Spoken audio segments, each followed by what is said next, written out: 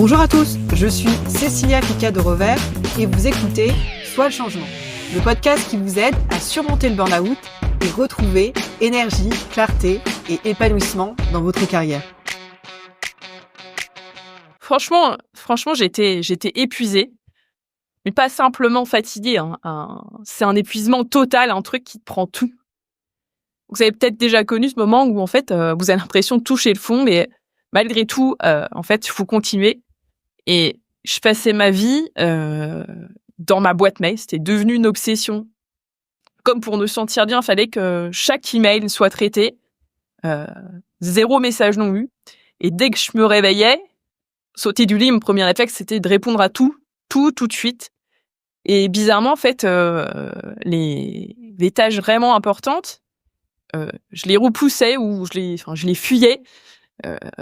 D'un autre côté, je voulais contrôler absolument tout, chaque détail, chaque étape.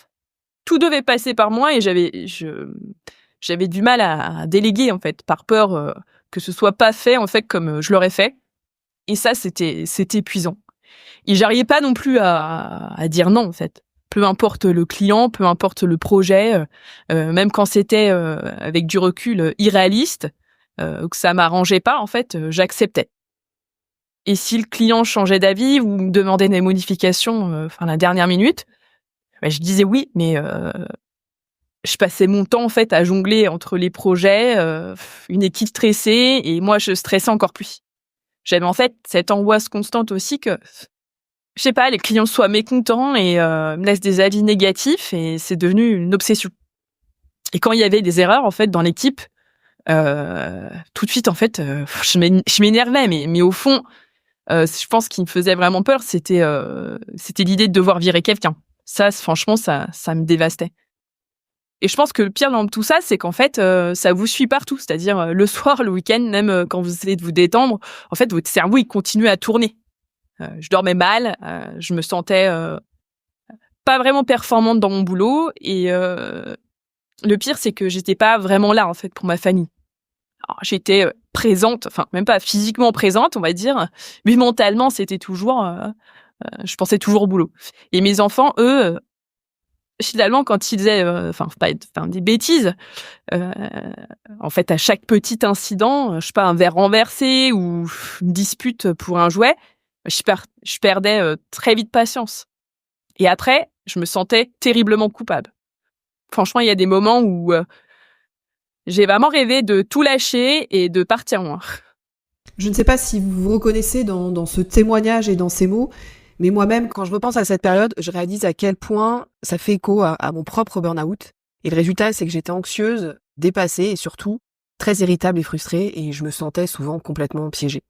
Et si vous traversez quelque chose de similaire, je veux que vous sachiez une chose, c'est que vous pouvez inverser la situation. Une fois qu'on accepte qu'on est en burn-out, il y a souvent, on va dire, un autre combat à mener. On peut être submergé par une vague de culpabilité, on perd toute confiance en soi, on se sent diminué parce qu'en fait, nos capacités, c'est comme si elles avaient drastiquement baissé. Et surtout, le problème, c'est qu'on associe souvent le burn-out à une faiblesse. On pense que c'est notre faute. Et pendant ce temps, en fait, nos proches comprennent pas toujours ce qui se passe. Même certains vont peut-être souffrir de ne pas saisir ce que vous traversez. Ils sont déstabilisés, en fait, de vous voir souffrir, de subir, en fait, vos sauts d'humeur et vos prises de distance. Et ils peuvent parfois avoir l'impression, eux aussi, en fait, d'être mis sur la touche. Et on va dire que d'autres, malheureusement, vont réagir avec légèreté ou parfois condescendance, voire hostilité. Et ces réactions, bien qu'elles soient souvent, en fait, finalement maladroites et involontaires, mais c'est clair qu'elles n'aident pas. Les mots qui sont censés réconforter, ils peuvent souvent provoquer l'effet inverse. En fait, parce que les conseils, ils sont souvent à côté de la plaque. Et finalement, ça accentue votre sentiment de décalage. Donc, résultat, ça ne change rien et en fait, vous vous retrouvez à douter encore plus de vous-même et parfois, vous avez l'impression de devoir sans cesse, en fait, vous justifier d'être en burn-out. C'est un cercle vicieux qui renforce finalement l'isolement et l'épuisement. Mais il est important de comprendre que ce que vous ressentez est normal, ce n'est pas une faiblesse, ce n'est pas votre faute. Et aujourd'hui, si vous vous demandez pourquoi ça m'est arrivé à moi, eh bien, vous savez sans doute, bien sûr, qu'il y a des facteurs externes qui contribuent au burn-out, par exemple le manque d'autonomie, de responsabilité, peut-être un leadership de mauvaise qualité, un manque de but commun, un désengagement parfois massif des équipes, des contraintes de temps irréalistes, ou l'exigence d'être disponible, on va dire 24/7. Bien sûr, on peut pas ignorer aussi le poids du Covid, ou les rachats, la pression financière, les systèmes bureaucratiques trop rigides. Parfois, le poste pour lequel finalement vous êtes engagé, il ne correspond tout simplement pas ou plus à vos talents, ou il s'est éloigné en fait de vos intérêts. Mais si en fait ces facteurs externes étaient suffisants pour causer le burn-out, alors j'ai envie de dire tout le monde dans une organisation en souffrirait. Ce qui à mon avis en fait n'est pas le cas. Parce qu'au-delà des facteurs externes, en fait, il y a aussi vous, vos habitudes, votre façon de voir le monde. Et les études montrent que les personnes qui font des burn-out sont les bosseurs, les perfectionnistes qui sont le plus à fond. Je les appelle les super performeurs.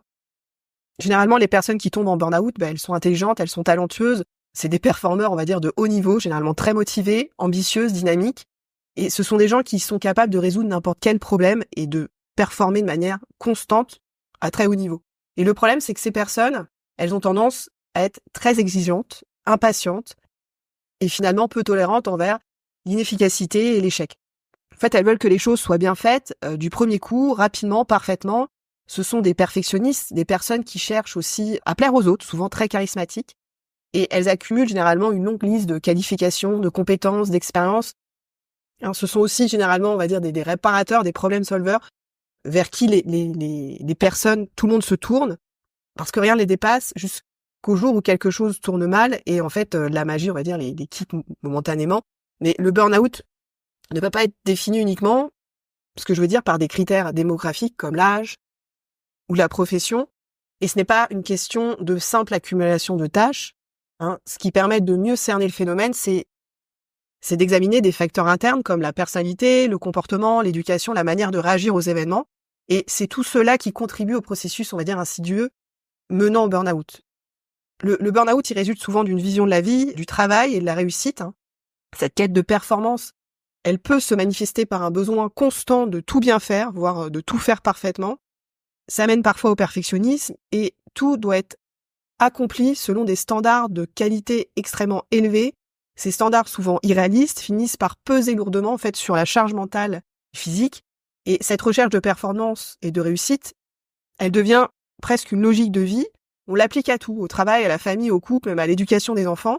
Et cette pression permanente, elle contribue non seulement à une charge de travail écrasante, mais surtout une charge mentale qui s'accumule chaque jour. Donc un autre facteur important est l'importance accordée à l'image renvoyée aux autres. Ça découle parfois d'un manque de confiance en soi, menant à un besoin constant de validation extérieure, félicitations, reconnaissance, promotion, ou même parfois c'est simplement des statistiques sur les réseaux sociaux. Ce besoin en fait de validation, il pousse à ignorer ses propres besoins au profit de ceux des autres jusqu'à s'épuiser. Et bien qu'on va dire que l'altruisme soit une qualité, il a ses limites lorsqu'il conduit en fait à négliger sa propre santé. Les personnes en burn-out sont souvent celles qui ont continué à s'épuiser, incapables de lever le pied ou de demander de l'aide à temps. Elles sont guidées par des valeurs fortes, qu'il s'agisse de valeurs familiales, sociales ou professionnelles. Ce sont des valeurs qui les empêchent en fait de s'arrêter, même lorsque des proches ou des médecins leur conseillent de le faire. Parmi ces valeurs, la valeur travail, elle est souvent prédominante. C'est des personnes qui attribuent une importance essentielle à leur rôle professionnel, à leur contribution, à leur utilité. Elles s'identifient fortement à leur travail, ce qui les rend d'autant plus vulnérables, on va dire, au déni. De refuser d'admettre qu'un problème provienne du travail, c'est une barrière, on va dire, psychologique fréquente. Donc, contrairement à une idée reçue, les personnes en burn-out ne manquent pas de force ou d'endurance, bien au contraire. Ce sont souvent les piliers sur lesquels tout le monde compte, les personnes les plus fiables et les plus présentes. Et donc, on a ici une image de personnes capables, motivées, comme je vous disais, des super performeurs. Et donc, les personnes qui sont sujettes au burn-out sont souvent des personnes de personnalité de type A. Bien sûr, j'en suis une. Et leur erreur, en fait, n'est pas une manque de force, mais une incapacité à s'arrêter avant qu'il ne soit trop tard. Donc, le burn-out n'est pas une faiblesse, mais le résultat d'une combinaison complexe de facteurs individuels et sociétaux. Et il est essentiel de comprendre que ce n'est pas simplement dû à un manque d'effort ou de mauvaise gestion personnelle, mais c'est souvent à des comportements valorisés par la société et profondément ancrés en nous. Donc, c'est toujours le résultat d'une multitude de facteurs qui vont pendant des années, on va dire, grignoter une personne et souvent, on va livrer tous les signes jusqu'à ce qu'il ne soit trop tard. Et si vous vous reconnaissez dans ces descriptions, Ça signifie pas que vous êtes forcément burn-out, mais peut-être à risque ou sujet au burn-out. Parce que finalement, que vous traversiez actuellement un épisode de burn-out ou que vous soyez en fait dans l'opposé, peut-être travailler sur de nouveaux projets, vous redoublez d'efforts, ça revient presque au même parce que c'est comme si en fait vous essayiez de devancer le burn-out, de courir plus vite que lui, mais à un moment donné, vous n'aurez plus l'énergie et vous retomberez dans le burn-out. Parce qu'en fait, peu importe si vous y êtes ou pas actuellement, vous restez la même personne avec les mêmes habitudes qui vous y ont conduit. Donc pour sortir de ce cycle, il suffit pas en fait de courir plus vite ou de travailler plus fort sur de nouveaux projets, mais plutôt de changer ces habitudes profondément ancrées qui finissent par vous épuiser.